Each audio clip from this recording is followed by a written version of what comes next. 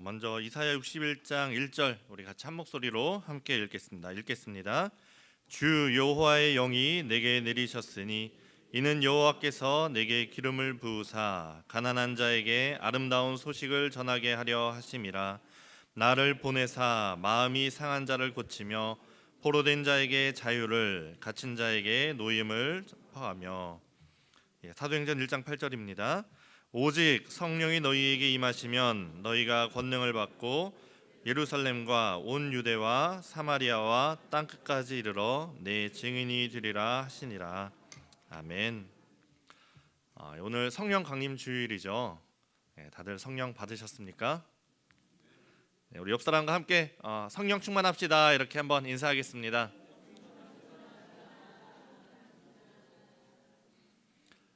우리가 그냥 인사한 것이 아니라 그냥 지나가는 성령 강림 주일이 아니라 정말 우리가 간절한 마음으로 그 성령님 받기를 원하고 또 그렇게 하나님께 구해서 정말 그 마가의 다락방에 오순절 성령님 임하셨던 것처럼 오늘 이 자리에 우리가 성령을 선물로 받고 또 우리의 삶에서 열매 맺는 그런 우리 성도님들 될 수 있기를 바랍니다. 제가 늘 강조하는 것이 하나님 나라를 많이 강조를 하죠. 하나님의 다스리심, 하나님의 통치 이런 걸 많이 강조를 하는데 왜냐하면 예수님이 강조하신 것이 그것이기 때문이죠. 그래서 오늘 우리가 읽은 사도행전의 시작도 그렇죠. 사도행전을 누가 썼죠? 그렇죠. 누가가 썼죠. 사도행전을 누가가 썼는데 이 누가가 데오빌로에게 예수님에 관하여 쓴 글인데 그렇게 사도행전 시작에 이렇게 얘기하죠. 이 시작에 승천하시기 전 40일 동안 하나님 나라를 말씀하셨다 이렇게 얘기하면서 3절에 이렇게 나오죠. 그가 고난 받으신 후에 또한 그들에게 확실한 많은 증거로 친히 살아계심을 나타내사 40일 동안 그들에게 보이시며 하나님 나라의 일을 말씀하시니라. 승천하시기 전에 예수님께서 제자들에게 정말 중요한 것 말씀하시겠잖아요. 그것이 뭡니까? 하나님의 나라의 일을 말씀하는 겁니다. 그러면서 하나님 나라의 일을 말씀하시면서 몇 가지 명령이죠. 명령을 하시는데 가장 먼저 하신 명령이 무엇이냐? 기다리라라는 것이었습니다. 4절 말씀에 보면 사도와 함께 모이사 그들에게 분부하여 이르시되 예루살렘을 떠나지 말고 내게서 들은 바 아버지께서 약속하신 것을 기다리라. 너희가 예루살렘을 떠나지 말고 아버지께서 약속하신 것 뭡니까? 성령을 기다려라 이렇게 명령을 하신 거죠. 하나님의 나라는 우리가 만드는 것이 아닙니다. 우리가 만들 수 있는 것도 아니고 하나님의 나라는 임하는 겁니다. 하나님의 나라는 완전하신 하나님 한 분만이 이루어 가시는 곳이 하나님의 나라입니다. 그러다 보니까 어떤 인간의 생각이나 인간의 능력으로는 이해할 수조차 없는 것이죠. 그래서 이 처음에 40일 동안 하나님 나라 일을 열심히 얘기해도 제자들이 묻는 게 뭡니까? 6절에 보면 그렇게 묻죠. 이제 이스라엘이 회복됨이 곧 이때입니까? 지금 예수님께서는 하나님 나라 일을 계속 얘기하는데 제자들은 뭘 하는 겁니까? 여전히 땅의 나라 이스라엘의 이야기를 계속 하고 있는 거죠. 작은 그릇에 바닷물을 전부 담을 수 없듯이 그 인간의 생각에 인간의 그릇에 하나님의 나라를 다 담을 수 없고 우리가 이해할 수조차 없는 것이죠. 그런데 사람이 그 하나님의 나라의 일을 할 수 있을 때가 있습니다. 언제 가능하느냐? 하나님께서 하실 때, 하나님께서 일하실 때, 하나님께서 사람을 통해서 일하시고자 하실 때 그 사람이 하나님의 나라의 일을 할 수 있는 것이죠. 그래서 그 다음에 나오는 예수님의 명령이 무엇입니까? 성령을 받으라는 거죠. 예수님은 인간의 육체를 입고 있기 때문에 어떤 시공간에 이런 한계가 있습니다. 그렇기 때문에 아버지께서 보내실 그 모든 시대와 공간을 초월하며 일하실 성령 하나님을 너희가 받기를 기다려라 라고 말씀을 하는 겁니다. 우리가 성령 세례를 받고 또 성령 하나님이 우리와 함께 하실 때 그때 우리도 하나님 나라의 일을 할 수 있게 되는 것이죠. 그래서 그 다음 내용이 뭡니까? 우리가 그럼 성령을 받으면 그 다음의 명령이 뭐냐? 오늘 우리가 읽은 말씀이죠. 우리 다시 한번 같이 말씀을 기억하면서 함께 읽어보겠습니다. 함께 읽겠습니다. 오직 성령이 너희에게 임하시면 너희가 권능을 받고 예루살렘과 온 유대와 사마리아와 땅끝까지 이르러 내 증인이 되리라 하시니라. 아멘. 이제 성령이 임하시면 어떻게 됩니까? 하나님께서 우리에게 권능을 주시고 그 성령의 능력으로 예루살렘뿐만 아니라 그 유대 모든 땅, 그리고 앙숙인 그 사마리아까지, 그리고 그것을 넘어서 그 땅 끝까지 예수 그리스도의 증인이 되라, 이렇게 보내시는 것이죠. 성령이 임하시면 이런 일들이 일어나게 됩니다. 그렇다면 여러분, 한번 우리 스스로를 돌아보십시오. 나는 지금 어느 단계에 있을까? 나는 아직 예루살렘에 머물면서 성령을 기다려야 하는 단계인가? 그 준비가 필요한 단계인가? 아니면 성령님이 오셔서 성령 충만한 단계인가? 만약 우리에게 성령이 임하셨다면 내 단계는 예루살렘일까? 아니면 유대일까? 사마리아일까? 땅끝, 우리는 어디에 서 있는가? 한번 우리의 자신을 돌아봐야 할 것입니다. 오늘 말씀을 통해서 우리 자신을 돌아볼 수 있기를 바라는데, 이 사도행전은 이제 사도행전에서는 성령님이 오시는 어떻게 진행이 되는가? 이 제자들이 성령을 받기 전에는 굉장히 조심스러웠습니다. 기다려야 됐고, 이제 그것이 예수님의 명령이었으니까 그렇죠.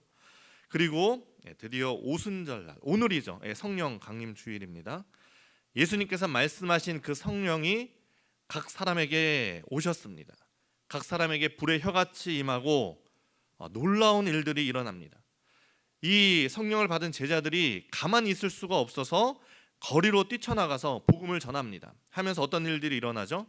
방언을 하죠. 그 오순절날 많은 사람들이 예루살렘에 모였는데 그 사람들이 자기 지역의 언어로 그 복음을 듣게 된 겁니다. 그래서 베드로가 설교를 하니까 어떻습니까? 3,000명이 회개해서 오고, 또 표적을 일으키니까 5,000명이 또 회개해서 주님께로 옵니다. 많은 남녀의 큰 무리가 믿고 주께 돌아오는 일들이 일어납니다. 수많은 권능을 또 행하죠. 미문에 구걸하던 자가 걷게 되고, 병든 자가 낫게 되고, 귀신 들린 자가 귀신이 떠나가는 이런 일들이 예루살렘에서 일어나게 됩니다.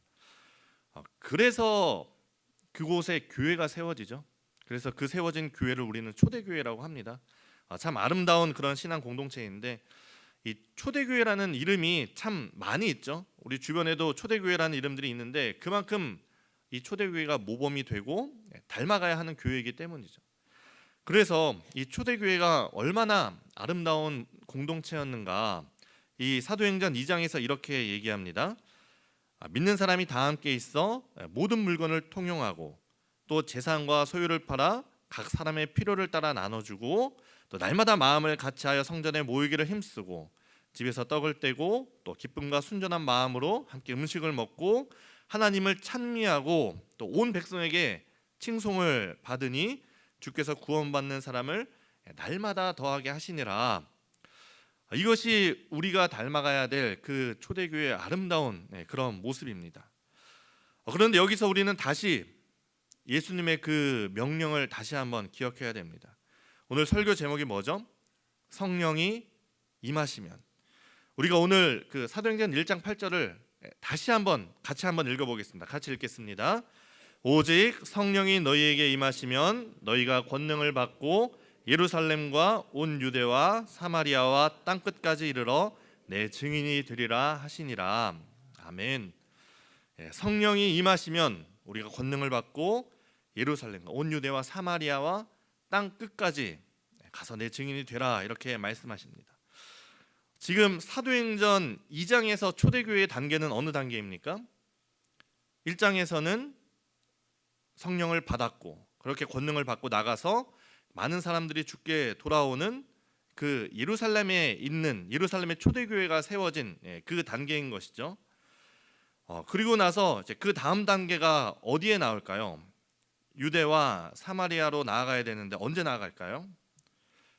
3장, 4장, 5장, 6장, 7장. 6장에 보면 6장 7절의 말씀에 이렇게 나옵니다. 하나님의 말씀이 점점 왕성하여 예루살렘에 있는 제자의 수가 더 심히 많아지고 허다한 제사장의 무리도 이 도에 복종하니라. 지금 6장의 말씀입니다. 지금 어느 단계에 있는 거죠? 아직 예루살렘에 있는 제자의 수가 계속해서 많아지고 있는 겁니다.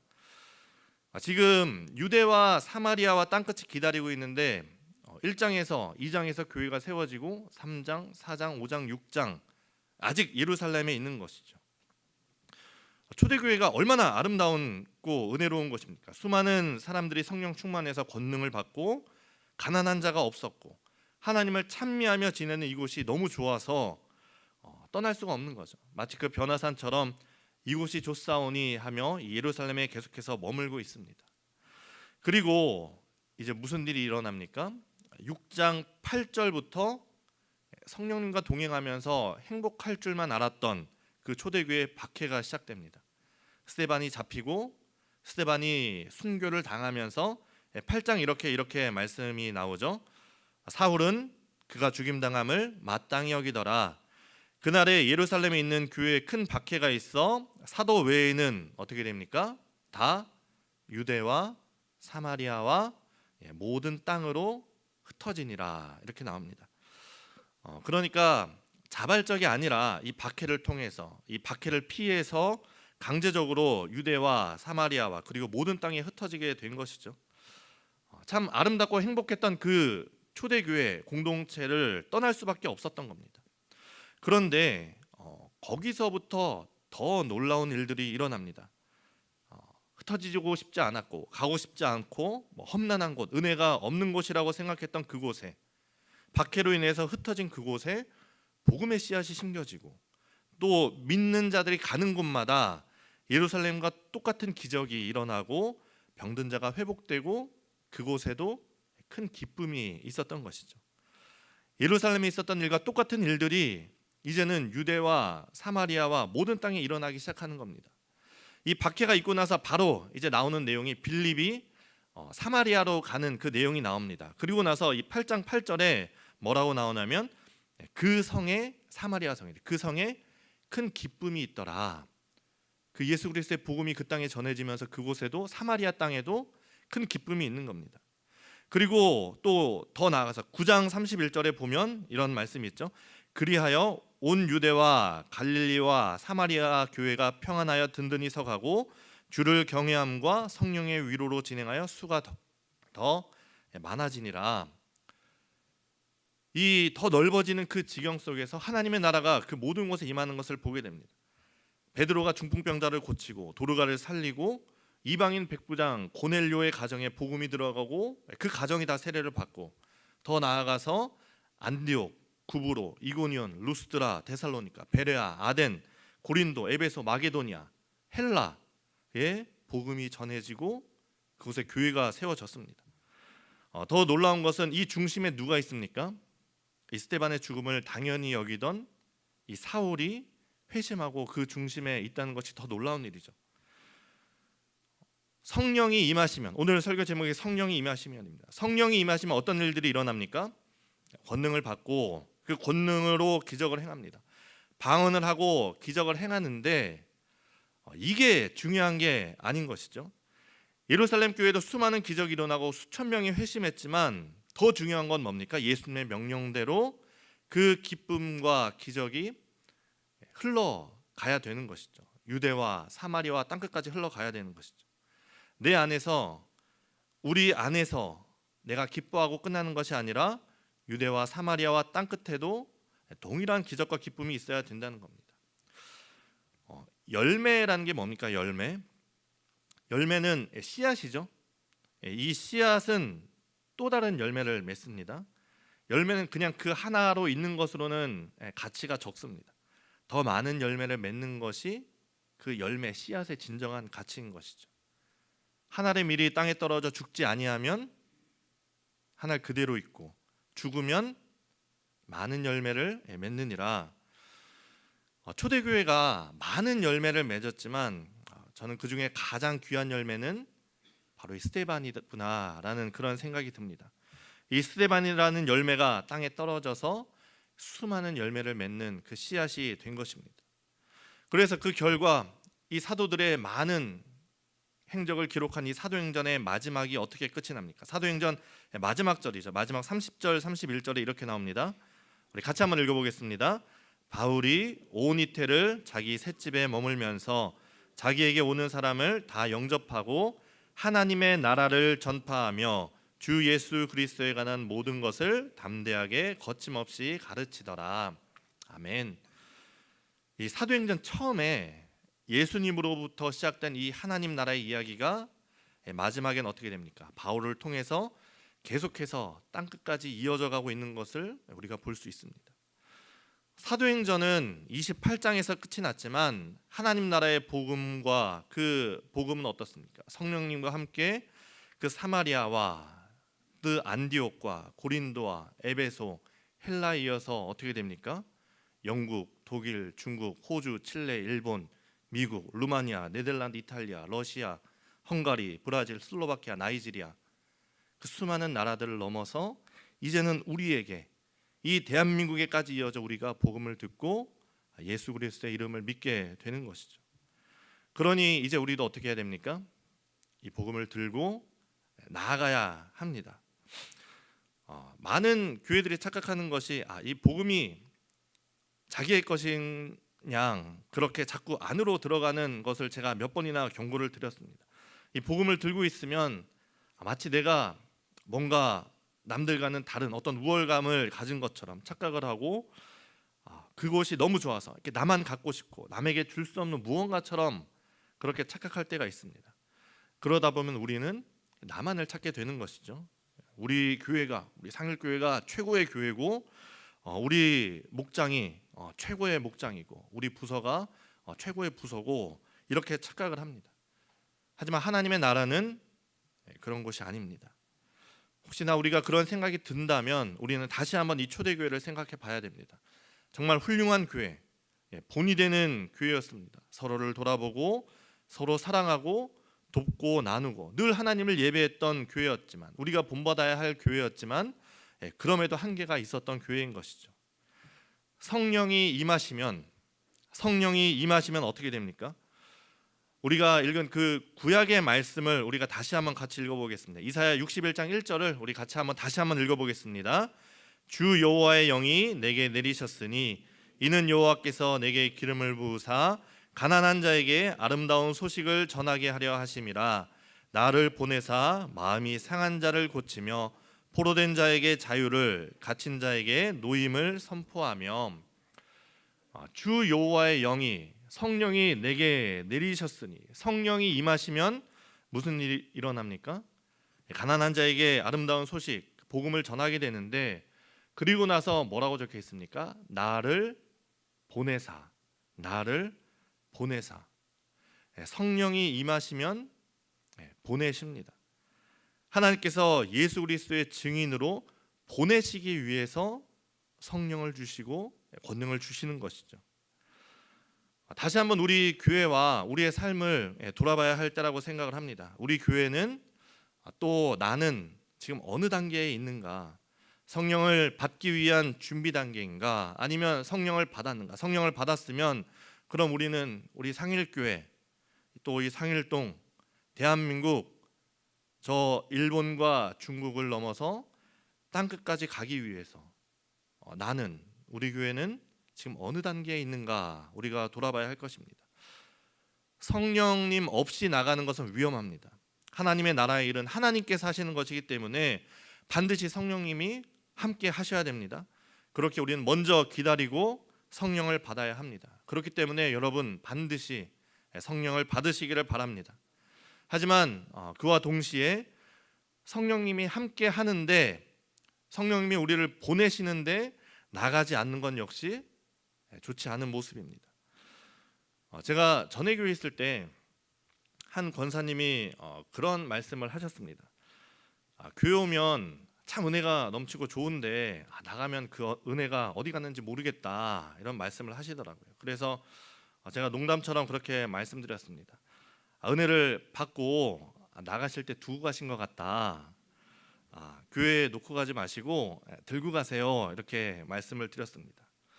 근데 우리가 참 많이 그런 것 같습니다. 우리가 여기서 은혜를 받는데 나가실 때는 자꾸 놓고 나가시는 것 같아요. 그래서 여러분들이 다 가시고 제가 여기 이렇게 정리하려고 보면은 너무 막 은혜가 너무 여기 막 충만합니다. 이 넘치는 은혜를 어떻게 해야 될지 모르겠습니다. 그러니까 여러분이 어떻습니까? 은혜를 생각하면 또 교회 가야지, 또 교회 가야지, 교회로 가서 은혜 찾아야지 하고 와서 은혜 받고 또 다 놓고 이렇게 나가시면 또 은혜 받아야지 하고 은혜 찾아야지 교회로 오십니다. 그러면서 이곳이 좋사오니 하면서 교회를 떠날 줄 모르게 되는 것이죠. 여러분 이제는 은혜를 들고 나가십시오. 여러분의 삶의 현장으로 은혜를 들고 나가십시오. 그리고 가정에, 여러분의 직장에, 삶의 자리에서 그 은혜를 나눠 주십시오. 그 은혜를 나눌 때 그 은혜의 열매는 또 다른 열매를 맺고 더욱 은혜가 넘쳐나게 될 것입니다. 먼저 여러분 기억하십시오. 먼저 교회 안에 성령님이 함께 하시고 먼저 교회 안에 은혜가 넘쳐야 합니다. 초대교회처럼 함께 모이는 것이 즐겁고 이 안에 서로 나누고 돌봐주고 기도하고 나누는 것이 필요합니다. 그런데 거기서 끝나면 안 됩니다. 교회 안에서 얻은 그 힘과 은혜를 이제 들고 세상으로, 일상으로, 삶의 자리로 나아가는 역사가 우리의 삶에 있기를 바랍니다. 최근에 우리 교회 안에 대한성서공회에서도 이렇게 한번 와서 여러분에게 이야기를 나누고 지난주에는 그 지선자매님 찬양간증 집회 하면서 또 월드비전이 우리에게 찾아왔는데 참 이런 일들이 우리 교회 안에 일어나는 걸 보면서 그런 생각이 들었습니다. 이것이 그냥 일어나는 일들이 아니구나. 하나님의 일하심이구나. 우리 교회 안에 있는 이 은혜를 밖으로 전하기 위해서 하나님이 우리를 부르시는구나. 그런 생각이 들었습니다. 우리에게 이렇게 얘기하시는 거죠. 너 준비가 되었느냐? 너 성령 받았느냐? 너 나갈 준비가 되었느냐? 너 나눌 준비가 되었느냐? 이렇게 우리에게 물으시는 것이죠. 다시 한번 말씀드리지만 성령 없이 나가는 것은 위험합니다. 그렇기 때문에 아버지께서 준비하신 것을, 약속하신 것을 먼저 기다려야 하고, 하지만 동시에 성령님이 우리에게 보내시는 것을 우리가 그냥 이곳에 있는 것만도 좋지 않습니다. 우리 다시 한번 사도행전 1장 8절 다시 한번 함께 읽어보겠습니다. 오직 성령이 너희에게 임하시면 너희가 권능을 받고 예루살렘과 온 유대와 사마리아와 땅끝까지 이르러 내 증인이 되리라 하시니라. 아멘. 이 말씀이 이제 여러분들에게 이런 말씀이 되길 바랍니다. 오직 성령이 너희에게 임하시면 너희가 권능을 받고 교회와 가정과 일터와 일상에 이르러 내 증인이 되리라. 성령님으로 인해서 우리가 바로 그 하나님의 나라를 꿈꾸며 살아가는, 그래서 우리 일상 속에서 하나님의 나라를 살아가는 우리 성도님들 될 수 있기를 간절히 바랍니다. 기도하겠습니다. 거룩하신 하나님, 하나님의 나라가 이 땅 가운데 임하기를 바랍니다. 우리가 하나님의 나라를 살아가기를 소원합니다. 인간의 힘으로는 생각할 수 없는 일들을 성령님 임하셔서 이루어 주옵소서. 우리가 성령님과 동행함으로 우리 교회 안에 하나님의 나라가 임할 뿐 아니라 각 가정과 또 일터와 일상에서까지 하나님의 나라를 꿈꾸며 살아가는 귀한 역사가 우리의 삶에 있게 하여 주옵소서. 감사드리며 예수님의 이름으로 기도합니다. 아멘. 우리 함께 찬양할 때 아까 불렀던 성령이 오셨네 찬양하는데 성령이 오셨네